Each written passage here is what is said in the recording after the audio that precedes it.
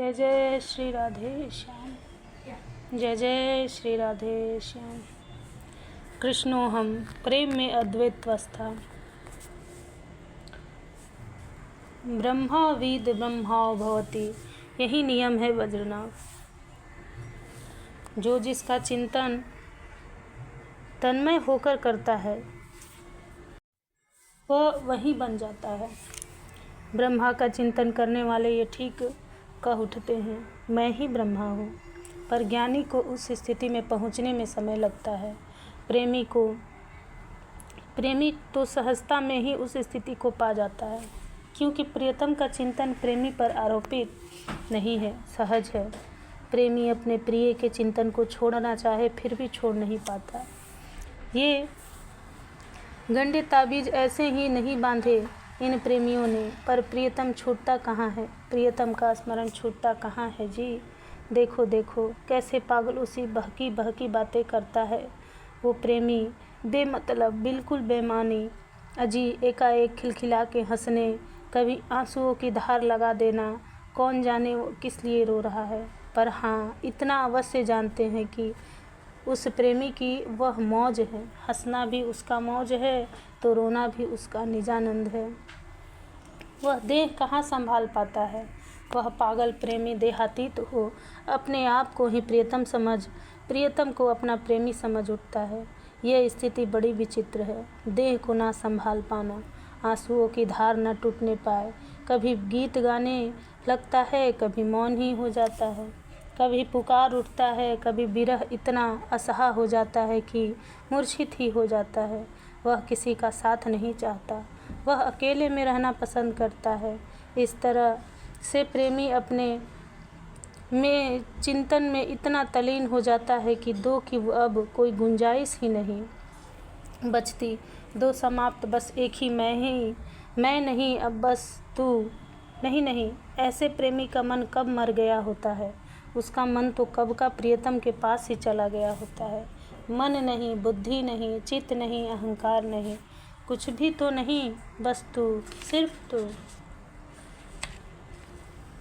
हे वज्रनाभ, एक बात मैं कहना चाहता हूँ, ध्यान से सुनो। जो प्रेम में उन्मत्त हैं, जिसे स्वार्थ ने तनिक भी छुआ नहीं, जिसकी वाणी गदगद हो जाती है भाव और प्रेम के कारण, जिसका चित्त पिघला रहता है, वो रोता है, कभी हंसता है। ऐसे प्रेमी को धीरे धीरे सर्वत्र अपना प्रिय ही दिखाई देने लगता है। अरे ये क्या, सारे भेद मिटाकर वो प्रेमी अपने को ही प्रियतम मान बैठता है।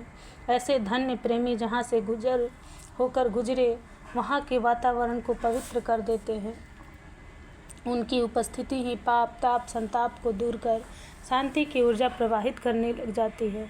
ऐसा महाभाग ही संसार को पवित्र करने की हिम्मत रखता है। मैं एक प्रेम उन्माद के सागर का डूबता उतरता लहर हूँ। मेरी ही लहरों में सारा संसार घिरा हुआ है। मेरी भावनाएं जिन्होंने इस जगत को परेशान कर रखा है, मेरे प्रियतम की उलझी हुई अलकावली के समान है। महर्षि सांडिल्य ने ये पंक्ति कही, जय जय हो गुरुदेव, जय हो गुरुदेव। हे गुरुदेव, कितना बड़ा रहस्यवाद है ये प्रेम जगत का। कौन उलझने जाएगा ऐसे प्रेमी से। मुझे तो लगता है गुरुदेव स्वयं परमात्मा और प्रेमी में भेद ही खत्म हो जाते होंगे। उस स्थिति में वज्रनाभ की बातें सुनकर महर्षि सांडिल्य अब आगे श्री राधा चरित्र को सुनाने लगे थे। हमारे प्यारे अंतर ध्यान हो गए। गोपियों को इस बात का असहा दुख हो उठा था, मेरे कारण, ये सब मेरे कारण हुआ है। ललिता सखी बोल उठी, हाँ, मैंने ही श्याम सुंदर से कहा था मेरे बाल बना दो।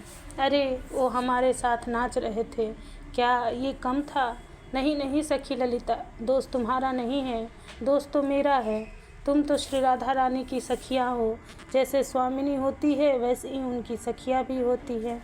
तुम्हारी स्वामिनी वो तो सरल सहज करुणा की मूर्ति, वैसे ही तुम सभी हो, पर दुष्टा तो मैं हूँ। इतना कहकर वो चंद्रावली रोने लगी थी। मैंने ही उनसे कहा था कि मेरे पैर दबा दो। ओह, मेरा अहंकार कितने चरम पर पहुँच गया था। नंदन को मैंने अपने पैर दबाने के लिए कहा। अपना सिर पटकने लगी थी चंद्रावली। नहीं, तुम अपने आप को कष्ट क्यों दे रही हो? अपराधिनी तो हम सब हैं। वो तो कमल नयन सदैव हम सबसे प्रेम ही देते हैं, पर हम नहीं। मुझे मारो तुम सब लोग मिलकर, श्राप दो मुझ पापिन को। चंद्रावली फिर चित्कार उठी थी, पर ऐसे रोने बिलखने से क्या होगा? चलो उनको ढूंढें, वो किधर गए हो इस रात्रि में। ललिता सखी ने ही संभाला सबको और आगे चली श्याम सुंदर को खोजते हुए। हे पीपल, तू तो बता, कहाँ गए हमारे श्याम सुंदर? हे बट पाकर, तू तो अवश्य जानता होगा, क्या इधर से गए हैं हमारे प्राणधन? अरे कदम्ब, तुझसे तो बड़ा प्रेम करते हैं श्याम सुंदर, बता ना किधर गए हमारे प्राणनाथ? पर इन वृक्षों ने भी कोई उत्तर नहीं दिया। तब गोपिया और मादिनी हो उठी। तुम लोग इतने बड़े हो, अपना सिर ऊपर की ओर रख कर के खड़े हो, मत करो अहंकार पीपल कि लोग तुम्हें पूजते हैं कहकर अहंकार दिखा रहे हो। मत अहंकार में फंसो।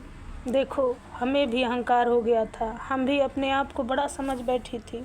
कृष्ण के हृदय की रमणी, कृष्ण की प्रेयसी, हमारी हर बात कृष्ण मानता है। क्या क्या नहीं समझ बैठी थी, पर क्या हुआ? देखो, आज छोड़ दिया हमें हमारे कृष्ण ने, तोड़ दिया हमारा अहंकार। ऐसे ही तुम भी ज़्यादा अहंकार ना दिखाओ। बता दो, कहाँ है हमारा प्यारा? दूसरी गोपी तुरंत बोल उठी। अरे वटवृक्ष, तू तो बता, कहाँ हैं हमारे प्राण? बता ना।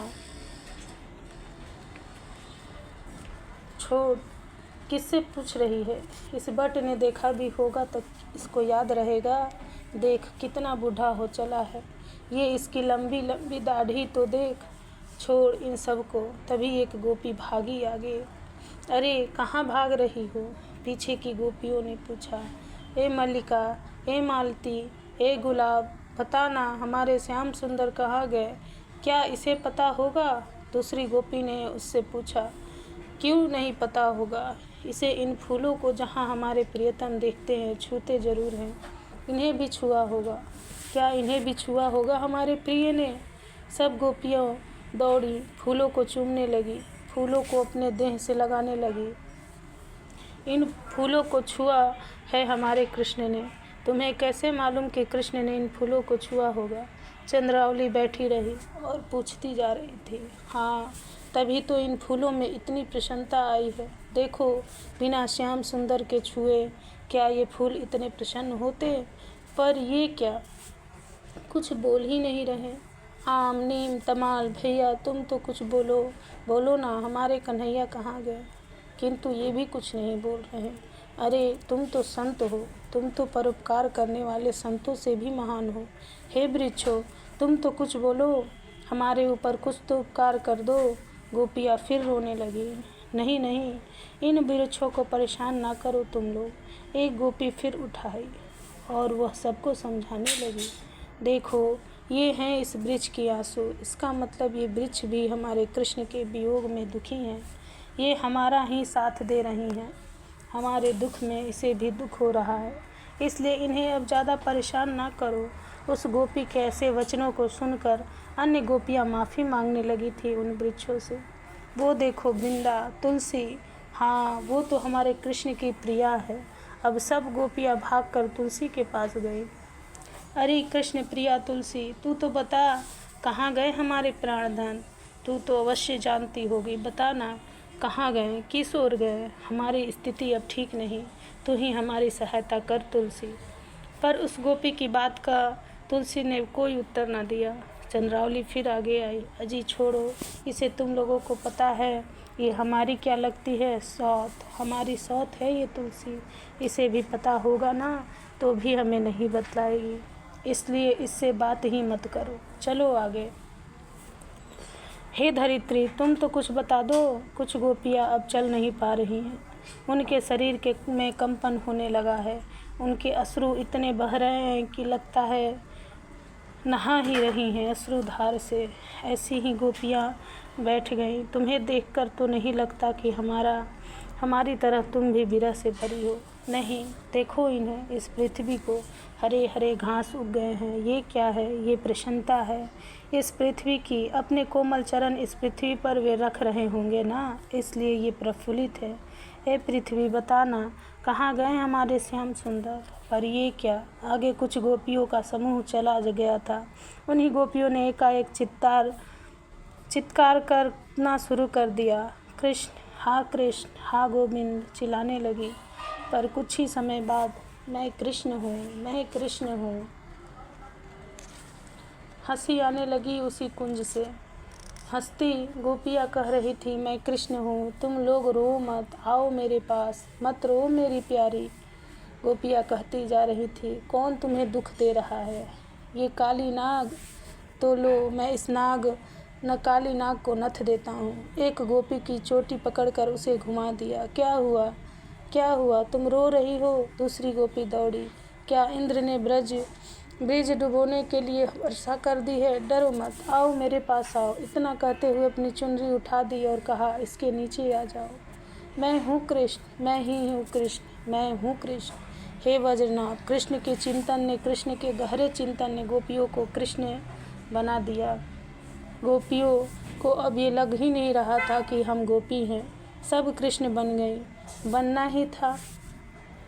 कृष्ण में इतना तादाद में भाव हो गया था इन गोपियों का, अद्वैत सिद्ध हो गया गोपियों का। ये प्रेम का अद्वैत है, इसे ही कहते हैं प्रेमोद्वैत। महर्षि सांडिल्य ने इस भाव रस में डूब गए थे। कहते हैं, हे वज्रनाभ, इस अद्वैत स्थिति में पहुंचने के लिए ज्ञानियों को कितना कुछ करना पड़ता है, पर देखो प्रेमी जन कितनी सहजता से उस स्थिति को पा जाते हैं। इतना कहकर महर्षि मौन हो गए, उनकी भी बाणी अवरुद्ध हो गई। जय जय श्री राधे श्याम, जय जय श्री राधे श्याम।